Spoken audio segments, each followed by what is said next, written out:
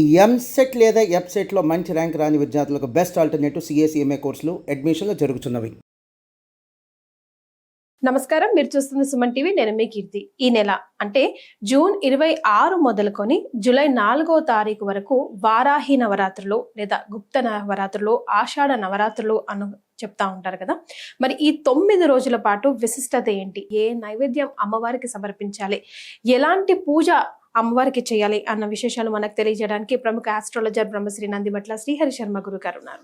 నమస్తే గురుగారు. వాగర్థావివ సంపృక్తౌ వాగర్థ ప్రతిపత్తయే జగతః పితరౌ వందే పార్వతీ పరమేశ్వరౌ. ఆదిత్యాయ చ సోమాయ మంగళాయ బుధాయ చ గురు శుక్ర శనిభ్యశ్చ రాహవే కేతవే నమః. శృంగేరి జగద్గురు పీఠాధిపతులకి, కంచి పీఠాధిపతులకి నమస్కారములు తెలియజేసుకుంటూ కార్యక్రమాన్ని ప్రారంభిద్దాం. అయితే అమ్మవారికి ఏ పూలతో అర్చన చేయాలంటారు? ఈ వారాహి అమ్మవారు నవరాత్రుల్లో ప్రారంభం చేసుకుంటారు కదమ్మా. ఈ వారాహి అమ్మవారి పూజ చేసుకునేటప్పుడు ఈ పూజా మంటపంలో శక్తి ఉంటే, అలవాటు ఉంటే కలశం పెట్టి చేసుకోవచ్చు, లేకపోతే అమ్మవారి చిత్రపటానైనా పెట్టుకోవచ్చు. అమ్మవారి చిత్రపటంలో శ్వేతవర్ణంలో ఉన్నటువంటిది అమ్మవారు చాలా సాత్వికమైన దేవత.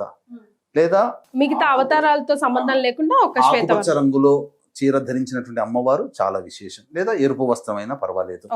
అయితే మధ్యలో లలిత అమ్మవారి చిత్రపటం కానీ లేదా శ్రీచక్రము చిత్రపటం కానీ పెట్టి అమ్మవారికి ఎడమ వైపున శ్యామల అమ్మవారు, రాజశ్యామల అమ్మవారి ఫోటో, కుడి వైపున ఈ వారాహి అమ్మవారి ఫోటో పెట్టవచ్చు. ఈ విధంగా చేసి ప్రతిరోజు అమ్మవారికి దీపారాధన చాలా ప్రత్యేకంగా ఉంటుంది. అమ్మవారికి కంద దీపారాధన అంటారు. కందగడ్డని మనం దీపం కుందిలాగా తయారు చేసి అందులో విప్ప నూనె వేసి దీపారాధన చేస్తే అమ్మవారికి చాలా ప్రీతికరమట. ఒరిజినల్ దొరకకపోతే ఈ ఆవు నెయ్యైనా కానీ వాడవచ్చు. ఇక ఈ అమ్మవారికి ఈ విధంగా కంద దీపారాధన చేసి ప్రతిరోజు ఒక్కొక్క కందగడ్డ దీపారాధన చేయవచ్చు. 2 కందగడ్డలు పెట్టి దీపారాధన చేయొచ్చు. లేదు ఆ 2 కందగడ్డలైనా ఒక కందగడ్డలైనా కానీ పెట్టి దీపారాధన చేసి, కంద దీపారాధన చేసి ఆ 9 రోజులు అయిపోయిన తర్వాత ప్రసాదంగా ఇంట్లో కూరగాయల్లో వాడుకోవచ్చు. ఈ విధంగా తర్వాత అమ్మవారికి సంబంధించి అమ్మవారిని ఏమన్నారు, అమ్మవారు ఎలా ఉంటుందనంటే అమ్మవారి యొక్క రథ చక్రం పేరు కిరిచక్రము అని అంటారు.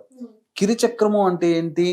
1000 వరాహములు లాగుతూ ఉంటే అమ్మవారు బయలుదేరి వస్తుందట.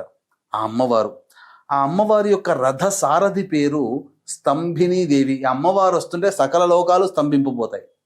అంటే దీని అర్థం ఏంటి? అమ్మవారిని పూజ చేయడం ద్వారా ఎవరైతే, ఏ భక్తులైతే పూజ చేస్తారో వాళ్ళకుండే దుర్యోగాలన్నీ స్తంభింపిపోతాయి. అంటే శుభయోగాలు కలుగుతాయి, శుభాలు కలుగుతాయని చెప్పి దాని అర్థం. అమ్మవారు లక్ష్మీ స్వరూపముగా చెప్పబడినట్టు అవతారం కాబట్టి లక్ష్మీ సహస్రనామాలు వారాహి, ధరణి, ధ్రువ అనే నామము లక్ష్మీ అమ్మవారికి కూడా సహస్రనామాల్లో ఒకటిగా చెప్పబడి ఉంది. ఇక ఈ అమ్మవారిని, వారాహి అమ్మవారు క్షేత్రపాలకురాలిగా కాశీక్షేత్రంలో ఉందని మనకు తెలుసు కదా. ఆ క్షేత్రాధి దేవుడైనటువంటి విశ్వేశ్వరుడు కాశీ పట్టణానికి సమీపంలో ఉన్న వింధ్యాచల పర్వతంలో ఈ అమ్మవారిని ప్రతిష్ఠ చేసి పూజ చేశాడట. అప్పటి నుంచి ఇప్పటి వరకు అమ్మవారు వింధ్యాచలంలో ఈ వారాహి అమ్మవారు పూజలు అందుకుంటూ ఉంది. ఇక ఈ అమ్మవారికి విశేషంగా ఏ సమయంలో పూజ చేయాలి అంటే, అమ్మవారు రాత్రి దేవత. రాత్రి సమయంలో మాత్రమే సంచరిస్తూ ఉంటుంది, పగలంతా పడుకుని ఉంటుంది. కాబట్టి సూర్యోదయానికంటే ముందైనా చేయవచ్చు, సూర్యాస్తమయం తర్వాతనైనా చేయాలి. అంటే ఒక 6:30, 7కి. అయితే సూర్యాస్తమయ సమయంలో చేసేటట్టయితే దంతధావన చేయాలి, మళ్ళీ బ్రష్ చేసుకొని స్నానం చేసి చేయాలి. ఇది ఈ విధంగా చేయవచ్చు. అమ్మవారికి విశేషంగా ఏ మాసంలోనైనా కానీ అమ్మవారి పూజ చేయవచ్చు. కానీ ఏ మాసంలోనైనా కానీ రేవతి నక్షత్రం ఉన్నటువంటి రోజున వారాహి హోమం చేస్తే అమ్మవారు అతి శీఘ్రముగా ఫలిస్తుందట. ఇది దానికి చెప్పబడింది. అయితే ఈ అమ్మవారికి అర్చన అనేటువంటిది చేసేటువంటిది పూజా విధానంలో పెట్టుకుంటారు కదా, పంచోపచార విధానంగా చేసినప్పుడు అమ్మవారికి అర్చన చేసేటప్పుడు నీలిరంగు పుష్పాలతో అర్చన చేయాలి. అంటే నీలిరంగు చామంతి పుష్పాలు కానీ, నీలిరంగు శంఖు పుష్పాలతో కానీ అర్చన చేయాలి. అమ్మవారికి విప్ప పూలు అంటే చాలా ఇష్టం, ఇప్ప పూలు అంటారు. ఆ ఇప్ప పూలతో అర్చన చేసిన అమ్మవారు చాలా సంతోషవంతురాలు అవుతుందని చెప్పవచ్చు. చేసుకోవచ్చు. గురుగారు, విశేషంగా అమ్మవారికి ఏ నైవేద్యం సమర్పిస్తే సంతుష్టురాలు అవుతారంటారు? అమ్మవారికి మనం ప్రతిరోజు చెప్తూ ఉన్నాం కదమ్మా, ఈ యొక్క అవతారంగా ఈ యొక్క నైవేద్యం పెట్టాలని. అవునండి. అమ్మవారికి సాధారణంగా సర్వే సర్వత్రా ఎవరైనా కానీ కొన్ని నైవేద్యాలు చేయవచ్చు అమ్మవారికి. అమ్మవారికి ఎర్రటి పండ్లు అంటే చాలా ఇష్టం కాబట్టి దానిమ్మ పండు అంటే అమ్మవారికి చాలా ప్రీతికరం కాబట్టి ఆ దానిమ్మ పండు గింజలని ఒలిచి బౌల్లో పెట్టి అమ్మవారికి నైవేద్యంగా పెట్టవచ్చు. బెల్లం పాకము అని అంటారు. అంటే ఏంటి? ఈ సంబంధించినటువంటి బెల్లం పానకం అని అంటారు. వాస్తవానికి ఈ బెల్లం తయారయ్యే ముందు తేనెలాగా ఒక పాకం వస్తుంది. ఆ అమ్మవారికి ఆ పాకం గనుక పెడితే అమ్మవారు చాలా సంతుష్టురాలవుతుందట. తేనె అయినా నైవేద్యంగా పెట్టవచ్చు. పనస పండ్లు అమ్మవారికి చాలా ప్రీతికరం. పనస పండ్లు తొనలు కూడా గింజలు ఒలిచి అమ్మవారికి నైవేద్యంగా పెట్టవచ్చు అని చెప్పవచ్చు. అలాగే బెల్లం పాయసం అమ్మవారికి చాలా ప్రీతికరం. ఖచ్చితంగా బెల్లం పానకం ఉండి తీరాలి అని చెప్పవచ్చు. రైట్. మరి ధూపం వారాహి అమ్మవారికి చాలా ఇష్టం అంటారు గురుగారు. సో మరి ఎలాంటి ధూపం, ఎలాంటి వస్తువులతో వేయాలంటారు? అసలు వారాహి అమ్మవారికి ధూపం అంటే చాలా ప్రీతికరం. విశేషంగా ధూప ప్రియురాలు ఈ అమ్మవారు. ఈ అమ్మవారికి ఇప్పుడు మనం చెప్పుకోబోయేటువంటి వస్తువులతో కనుక ధూపారాధన చేస్తే, ధూపము కనుక ఇస్తే మానసికమైనటువంటి వ్యాధులు ఉంటాయి కదా, కొంతమంది ప్రయోగం చేసి ఉంటారు. వాళ్ళు పౌర్ణమి అమావాస్య రోజుల్లో ఎక్కువగా మానసికంగా కృంగిపోతుంటుంటారు, అరుపులు అరుస్తుంటుంటారు. ఏదో గొప్పగా ఇంట్లో ఏదో గొడవ జరుగుతున్నట్టుగా ఉంటుంది, కానీ వాళ్ళ అరుపులు అనమాట అమావాస్య పౌర్ణమి రోజుల్లో. అటువంటి వాళ్ళందరూ ప్రయోగ బాధలు. అంతేకాకుండా మన జీవితం ఎంతో గొప్పగా ఉంటే, కుటుంబం ఎంత సంతోషంగా ఉంటే, ఓర్వలేని వాళ్ళ యొక్క కంటి చూపు వల్ల కూడా నరదృష్టి కలుగుతుంది. తద్వారా కూడా ఆ కుటుంబము ప్రయోగానికి గురవుతుంది. ఎవరైనా మన అభివృద్ధిని చూసి ఓర్వలేక ప్రయోగం చేసిన ఆ ప్రయోగ బాధలన్నీ ఉంటాయి. ముఖ్యంగా ఇంట్లో నరదృష్టి తిష్ట వేసినప్పుడు ఆ యొక్క పనులన్నీ కూడా ఆటంకమవుతుంది. ముఖ్యంగా కుటుంబ సభ్యుల మధ్య ప్రేమ ఆప్యాయతలు ఉండవు. కాబట్టి ఈ వారాహి అమ్మవారిని ప్రతిరోజు ఒక్కొక్క అవతారంగా పూజ చేసుకుంటుంటారు కదమ్మా. ఆ అవతారంలో అమ్మవారికి సంబంధించి ధూపము అనేటువంటిది వేసినట్లయితే కొన్ని ప్రధానంగా చెప్పబడ్డాయి. కేవలం వారాహి అమ్మవారికి మాత్రమే చెప్పబడినటువంటి వస్తువులని ధూపారాధన గనక ధూపంలో వేసి గనక అమ్మవారికి ధూపం ఇచ్చి ఇల్లంతా ధూపం వేస్తే ఇంట్లో పట్టి పీడిస్తున్నటువంటి నరఘోష, నరదృష్టి, ప్రయోగ బాధలు అన్నీ కూడా ఇంట్లోంచి వెళ్ళిపోతాయి. భూత ప్రేత పిశాచాలు ఆవహించుకున్న ఇంటి అన్నీ కూడా వెళ్ళిపోతాయి. అయితే వీక్షించేటువంటి ప్రేక్షకులకి గమనిక, ఈ 9 రోజుల పాటు ప్రతిరోజు చక్కగా పూజ చేసుకుంటారు. ఈ పూజ చేసుకున్న హోమము పూర్ణాహుతితోనే ఆ పూజా ఫలితము కూడా సంభవిస్తుంది. అయ్యో హోమం చేసుకోలేకపోతున్నామనే బాధ ఉన్నవాళ్ళు తప్పకుండా ఇప్పుడు మనం చెప్పుకోబోయేటువంటి వినండి. ఈ హోమంతో పాటుగా చాలామంది పూజలు చేసుకుంటుంటారు, కానీ కొంతమందికి కాలం కలిసి రాక, సమయం అనుకూలంగా లేక పూజలు చేసుకోలేరు. ఇంత మహత్యం కలిగినటువంటి వారాహి అమ్మవారిని పూజ చేసుకోలేకపోతున్నామే, ఫలితాన్ని పొందలేకపోతున్నాం అనేటువంటి వాళ్ళకి కూడా అద్భుతమైనటువంటి సువర్ణ అవకాశం. పూజ ప్రతిరోజు 9 నవరాత్రులు పూజ చేసుకున్న వాళ్ళకి, పూజ చేసుకోలేని వాళ్ళకి అద్భుత అవకాశం. జూలై 5వ తారీఖు రోజున దశమి స్వాతి నక్షత్రం కలిసినటువంటి పుణ్యతిథి రోజున మధ్యాహ్నం 3 గంటలకి 9 అవతారాలు చెప్పబడ్డాయి వారాహికి. ఆ 9 వారాహి అమ్మవార్ల పూర్తి హోమాలు మీ గోత్రనామాలతో చేయించడం జరుగుతుంది. ఈ కార్యక్రమంలో నమోదు చేసుకున్నటువంటి వాళ్ళకి శక్తిపాతము చేయబడినటువంటి శంకరుంగలి మాలని ఇవ్వడం జరుగుతుంది. అలాగే ఆ 5వ తారీఖు శనివారం రోజున మధ్యాహ్నం 12 గంటల లోపల మీ గోత్రనామాలు నమోదు చేసుకోవచ్చు. అయితే ధూపం విషయంలోకి వచ్చి చెప్పుకున్నాం కదమ్మా.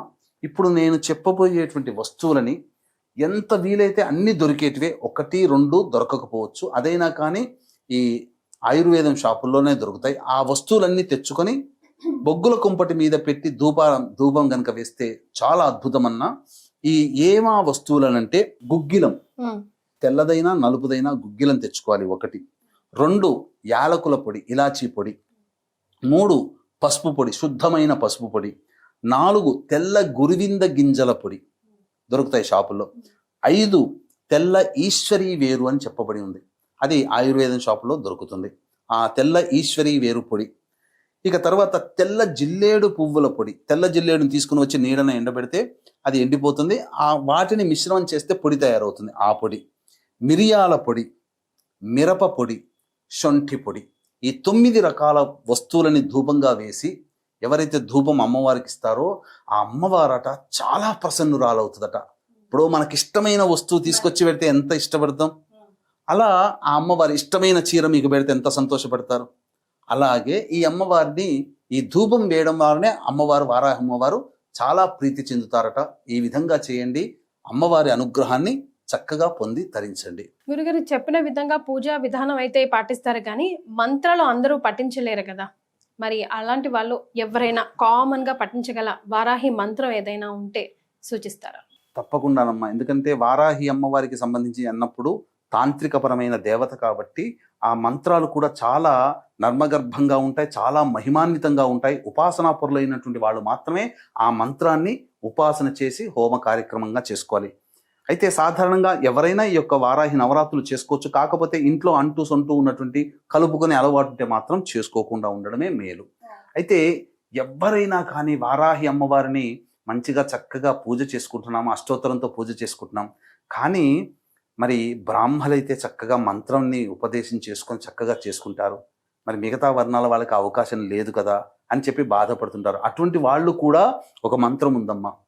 ఏంటనంటే ఓం మహిషధ్వజాయ విద్మహే దండహస్తాయ ధీమహి తన్నో వారాహి ప్రచోదయాత్. ఓం మహిషధ్వజాయ విద్మహే దండహస్తాయ ధీమహి తన్నో వారాహి ప్రచోదయాత్.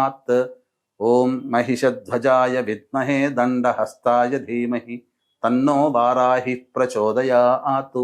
ఇది రోజుకి 108 సార్లు కానీ 1008 సార్లు కానీ జపం చేసి అర్చన చేసి ధూపదీప నైవేద్యాలు కనుక అమ్మవారికి ఇస్తే ఆ అమ్మవారి యొక్క అనుగ్రహం 9 రోజుల తరువాత 40 రోజుల్లో చూడండి మీకు ఎంతటి అనుగ్రహం కలుగుతుందో చెప్పవచ్చు. చక్కగా ఈ మంత్రాన్ని అందరూ చేయవచ్చమ్మా. గురుగారు, వారాహి నవరాత్రులు ఇప్పుడు మాకు వంతెన లేదండి, మేము చేసుకోవచ్చా? లేదంటే ఇప్పుడు ఎవరైనా ప్రెగ్నెంట్ ఉన్నారు, మేము చేసుకోవచ్చా? లేదంటే ఎవరైనా వితంతువులు ఉన్నారు, మేము చేసుకోవచ్చా అని అడిగే వాళ్ళకి మీరు చెప్పే సమాధానం?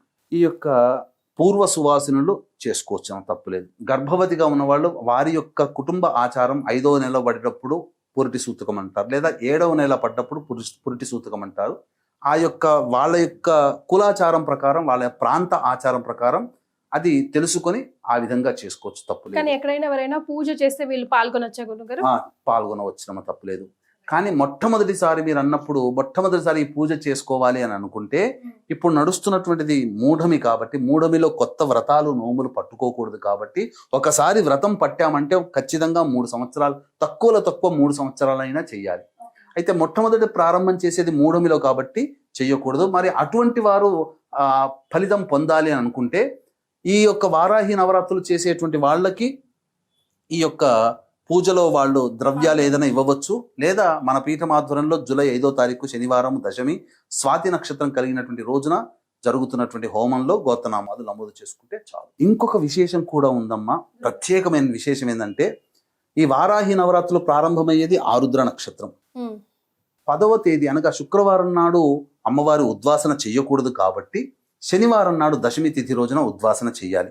కానీ ఆ శనివారం దశమి తిథి రోజున ఉన్నది కూడా స్వాతి నక్షత్రం. అంటే ప్రారంభించే రోజు సమాప్తమయ్యే రోజు రెండూ కూడా రాహు నక్షత్రాలే. ఈ వారాహి అమ్మవారి రూపం కూడా రాహుస్వరూపం, ఎందుకంటే సగం వరకు దేహమే మానవ రూపం, మిగతాదంతా మరి ఒక రూపం. రాహు కూడా మొండె రూపం వరకే రాహు, తలకాయ రాహుది కాదు. కాబట్టి ఈ రాహు నక్షత్రంలో ప్రారంభమై రాహు నక్షత్రంలో నవరాత్రులు సమాప్తమవుతున్నాయి. కాబట్టి ఎవరైనా ఈ వారాహి అమ్మవారిని చేసుకుంటే ఖచ్చితంగా ఈ సంవత్సరం అంటే 2025 చెడు కాలం చూస్తున్నాం. ప్రపంచమంతా హాహాకారాలు చేస్తున్న యుద్ధాల వాతావరణం, ఆస్తి నష్టం, జన నష్టం జరుగుతుంది, ప్రకృతి విపత్తులు వస్తున్నాయి. అటువంటి సమయంలో ఈ అమ్మవారిని ఆరాధన చేయడం ద్వారా మనం రక్షింపబడతాము, దైవానుగ్రహం మనకు కలుగుతుంది, మనకు మన కుటుంబానికి కలుగుతుంది. ఇటువంటి అద్భుతమైనటువంటి కలయికలు కలిగినటువంటి రోజు కాబట్టి చక్కగా ఆచరించండి, తరించండి. చాలా సంతోషం గురుగారు. కులంకుశంగా ప్రతి ఒక్కటి కూడా వారాహి అమ్మవారికి సంబంధించి వివరించారు. ధన్యవాదాలు. సర్వం శ్రీ ఉమామహేశ్వర పరబ్రహ్మార్పణమస్తు.